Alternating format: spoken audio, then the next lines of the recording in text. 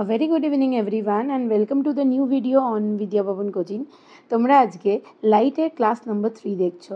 Class number 1 আর 2 তে কিন্তু আমরা রিলেভেন্ট থিওরি অন লাইট পড়েছি। ক্লাস নাম্বার 3 আর 4ও কিন্তু রিলেভেন্ট থিওরি অন লাইটই হতে চলেছে। আর তোমাদের আগেই বলেছি লাইট হলো এমন একটা চ্যাপ্টার যেখান থেকে প্রচুর কোয়েশ্চেন কিন্তু আমাদের আসে অ্যালং উইথ দ্য নিউমেরিক্যাল নিয়ে ভয় পাবো না, তারই কিছু বেসিক থিওরি কিন্তু আজকে আমরা পড়বো।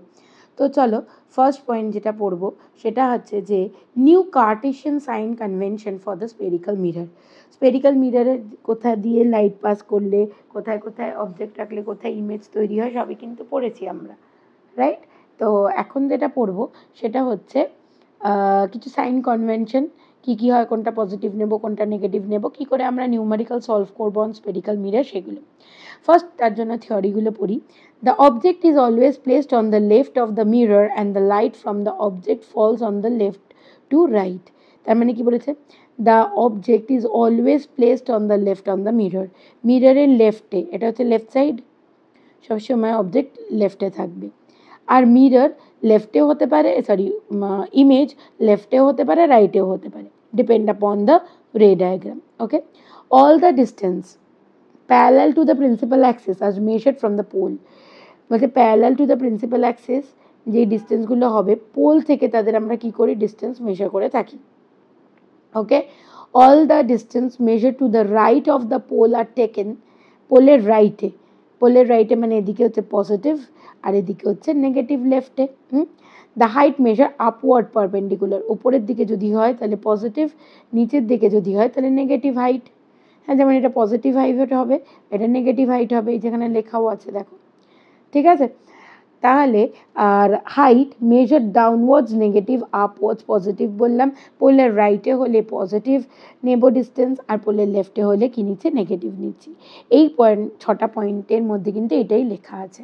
ওকে, নেক্সট দেখো বলেছে যে কি, নেক্সট বলেছে যে mirror formula for spherical mirror. ফর্মুলাটা মনে রাখতে হবে 1/v plus 1/u equals to 1/f. f is the focal length, u is the image মানে পোল থেকে অবজেক্টের ডিস্টেন্স, আর পোল থেকে হচ্ছে তোমার ইমেজের ডিস্টেন্স। এদিকেও হতে পারে, যেদিকে হবে অ্যালং উইথ দ্যাট আমরা সাইনটা সেরকমভাবে চেঞ্জ করব। ইমেজের ডিস্টেন্সকে আমরা কি বলি, ভি বলি।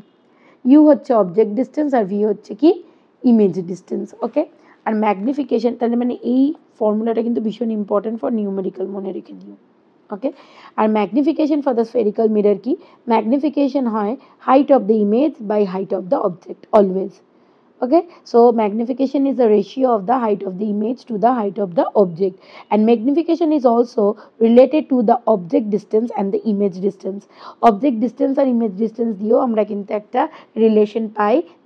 So magnification can also be defined as the ratio of the distance of the image divided by distance of the object, তাই তো? ইউ হচ্ছে অবজেক্ট আর ভি হচ্ছে ইমেজ।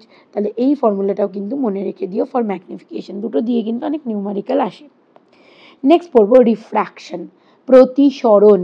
রিফ্লেকশন মানে প্রতিফলন বলেছিলাম, রিফ্র্যাকশন হচ্ছে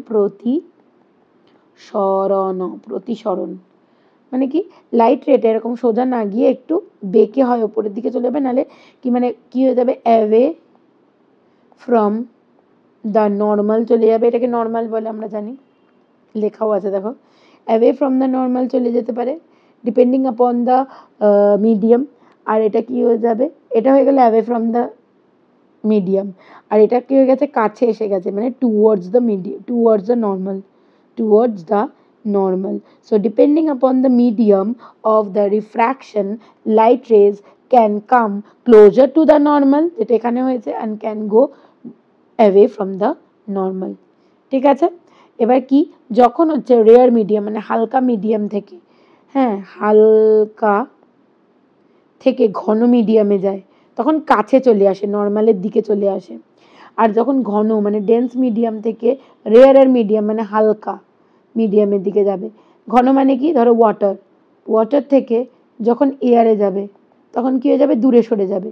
আর যখন এয়ার থেকে ওয়াটারে যাবে তখন কি হয়ে যাবে, কাছে চলে আসবে। ঠিক আছে, এখানে কিন্তু এটাই লেখা আছে, ভালো করে পড়বে। বাংলায় তোমাদের সুবিধার জন্য ভালো করে বলে দিলাম, লিখেও দিয়েছি। So refraction of light through the rectangular glass, দেখবে এরকম গ্লাস স্ল্যাব, কোনো জিনিস একটা সাদা কিছুর উপরে, একটা সাদা পেজের মধ্যে কোনো কিছু ছবি আছে, তার উপরে যদি গ্লাস স্ল্যাব বসাই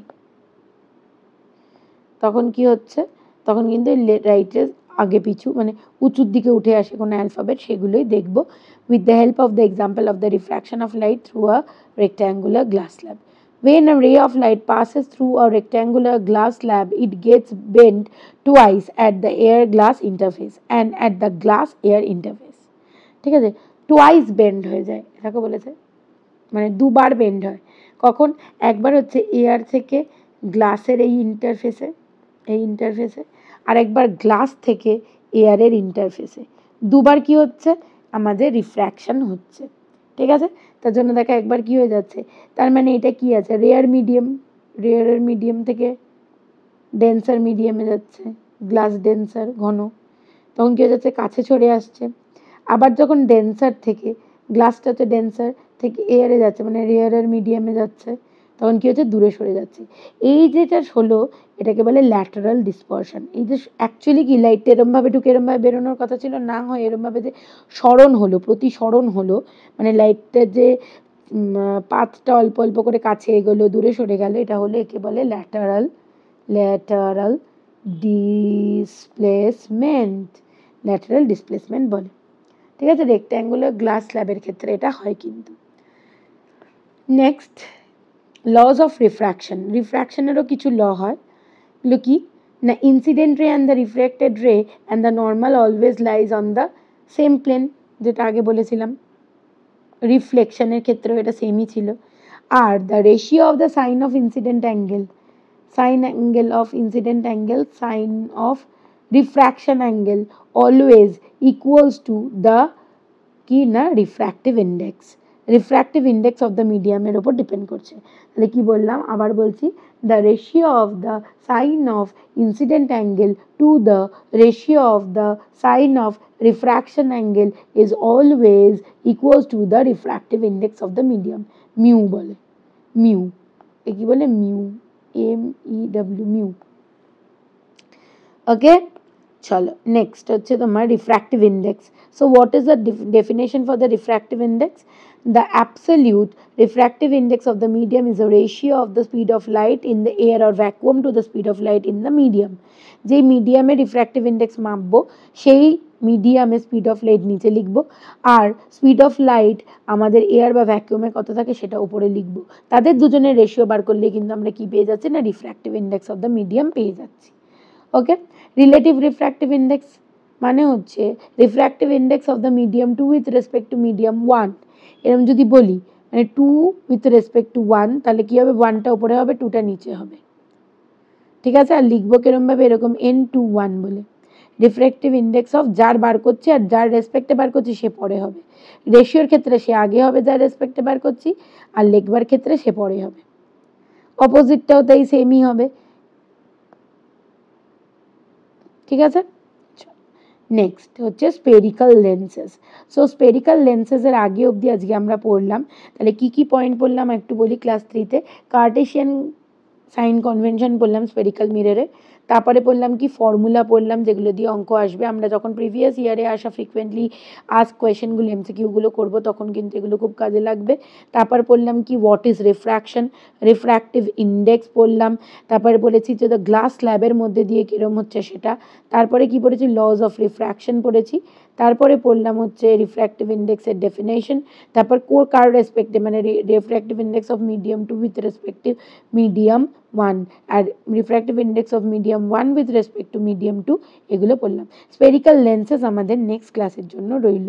so hope you all have enjoy today's class. যদি ক্লাসটা আজকে ভালো লাগে অবশ্যই ক্লাস নম্বর 4 এর অপেক্ষায় থেকো, আর প্লিজ আমাদের চ্যানেলটা সাবস্ক্রাইব করতে ভুলো না, তোমাদের ফ্রেন্ডস ফ্যামিলির সাথেও শেয়ার করতে ভুলো না। Thank you for watching.